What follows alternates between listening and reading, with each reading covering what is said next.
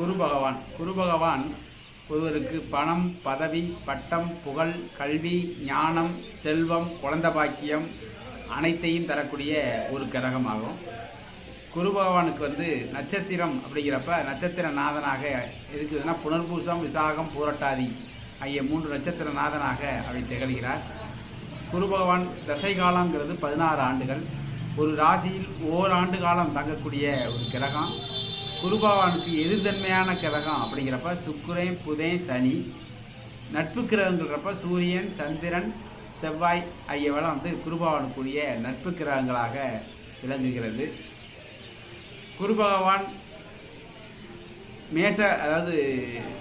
மேசம், விருச்சகம், தனுசு, மீனம், கடகம், சிம்மம் ஆகிய 6 லக்கணங்களும் குரு அணியை சேர்ந்த லக்கணங்களாகும்.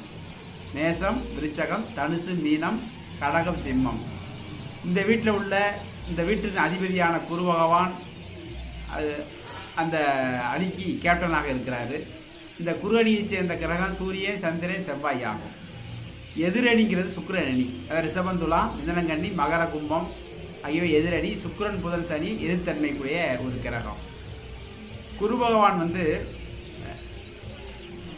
இயற்கை பாவக்கிரகமான சனி அல்லது ராகுவோட நெருக்கமாக இணையும் போது தான் குரு சண்டால யோகம் அப்படிங்கிற ஒரு யோகத்தை தருகிறது. இது அவயோகத்தை தரக்கூடிய ஒரு அமைப்பு.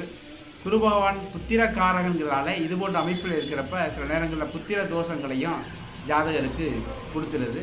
குரு பகவான் இந்த சனி ராகுவை தவிர ஏனைய கிரகங்கள்னு சேரும் பொழுது நிச்சயமாக சாதகருக்கு நல்ல பலனை தரக்கூடிய அமைப்பில் இருக்கிறது. குரு பகவான் சந்திரனோடு சேரும்போது குருச்சந்திர யோகமும், குரு பகவான் செவ்வாயோடு சேரும்போது குரு மங்கள யோகத்தையும், அதே குரு பகவான் இருக்கக்கூடிய இடத்திற்கு 6, 8, 12 போன்ற அமைப்புகளில் சந்திரன் இருந்தால் சகட யோகமும் தருகிறது. சந்திர கேந்திரத்தில் இந்த குரு பகவான் இருக்கிறப்ப தான் ஒருத்தருக்கு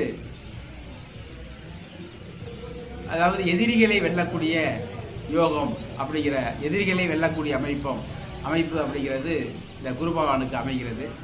குரு பகவான் பெரும்பாலும் சூரியனோட 8 பாகக்குள்ளே நெருங்கும் போதோ அல்லது குரு பகவான் சூரியனோட நெருங்கும் போது அஸ்தங்கம் ஆகிறது. அதுமாதிரி குரு பகவான் ராகுவோட 8 பாகக்குள்ளே நெருங்கும் பொழுதோ அதனுடைய வலிமையை ஜாதகருக்கு இழக்கிறது. குரு பார்த்தால் கோடி நன்மை அப்படின்னு சொல்லுவோம். குரு பகவானுடைய சிறப்பு பார்வை 5, 7, 9. குரு பகவான் எல்லா கிரகங்களும் 7ஆம் பார்வையை பார்க்கும். அதில் 5, 9 சிறப்பு பார்வை. அதுக்கு அடுத்தபடியாக குரு திக்பலம் லக்கணத்தில் திக்பலம் பெற்று நிற்கக்கூடிய ஒரு